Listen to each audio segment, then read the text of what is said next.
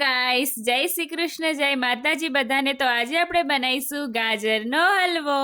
આ ગાજરનો હલવો ઘરે બનાવવો ખૂબ જ હેલો હે. ગાજરનો હલવો મિનિટોમાં બનીને નહીં તૈયાર થાય, પણ કલાકો લાગશે.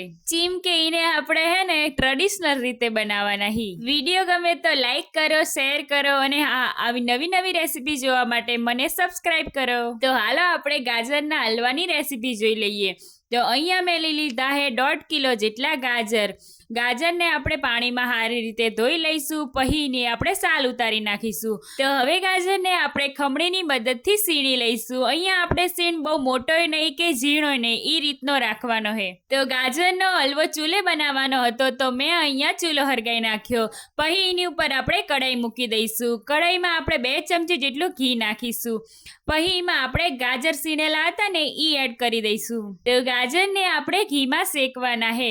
અહીંયા આપણે ગાજરને 5 થી 7 મિનિટ સુધી ઘીમાં શેકી લેવાના છે. તો ગાજર આપણા ઘીમાં શેકી જાય ને એટલે એનું બધું પાણી બળી જશે. એટલે એની અંદર આપણે 1.5 લીટર જેટલું દૂધ નાખી દઈશું. તો અહીંયા મેં ફૂલ ફેટ દૂધ લીધું છે. મલાઈ કાઢ્યા વગર આપણે અહીંયા દૂધ લેવાનું છે, એટલે મસ્ત માવો બનશે. તો હવે હે ખરાખરીનો ખેલ. ઘણા વિડીયોમાં બતાવે છે કે 10 મિનિટમાં ગાજરનો હલવો. એમાં હું આ ટ્રેડિશનલ રીતે બનાવેલા ગાજરના હલવાનો ટેસ્ટ હોય ખરો? ના હોય. ગાજરમાં આપણે દૂધ નાખ્યું ને એને આપણે બારવાનું છે. અહીંયા તમે જોઈ શકો કે દૂધ બળીને ચેટલું થઈ ગયું છે. ગાજરમાં દૂધ નાખ્યું હતું ને એને આપણે 80% જેટલું બારવાનું છે. અહીંયા આપણું દૂધ છે ને 20% જેટલું રહ્યું છે. તો હવે એની અંદર આપણે નાખી દઈશું 400 ગ્રામ જેટલી ખાંડ. ખાંડ એડ કર્યા પછી ખાંડમાંથી પાણી છૂટશે, તો ખાંડના પાણીને પણ આપણે બારવાનું છે. તો અહીંયા મેં લઈ લીધા છે કાજુ બદામ. હવે આપણે કાજુ બદામના ટુકડા કરી દઈશું. તાવીતાને હે ને આપણે સતત હલાવતું રહેવાનું છે, નતર ગાજર હે ને એ પેનના તળિયે ચોંટી જશે. તો અહીંયા તમે જોઈ શકો કે ગાજરમાં રહેલું આપણું ખાંડનું પાણી હતું ને એ બરવા લાગ્યું છે.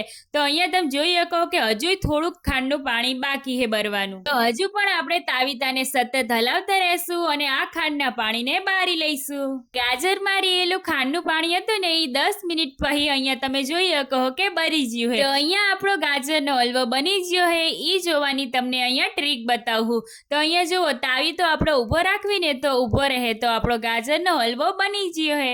તો ગાજરના હલવાનો સ્વાદ વધારવા માટે આપણે નાખી દઈશું એલાયચીનો પાવડર અને નાખી દઈશું આપણે કાજુ બદામની કતરણ.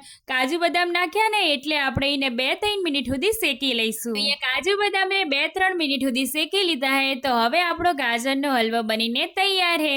હવે એને આપણે થાળીમાં કાઢી લઈશું. તો અહીંયા મારે ગાજરનો હલવો બનાવવા માટે 2 કલાક થયા. તો અહીંયા આપણો ટ્રેડિશનલ રીતે ગાજરનો હલવો બનીને તૈયાર છે. મારો વિડીયો ગમ્યો હોય તો એક લાઈક જરૂર કરજો અને ફ્રેન્ડ્સ અને ફેમિલીમાં શેર કરજો. કાલે ફરી મળીએ નવી રેસીપી સાથે. આવજો.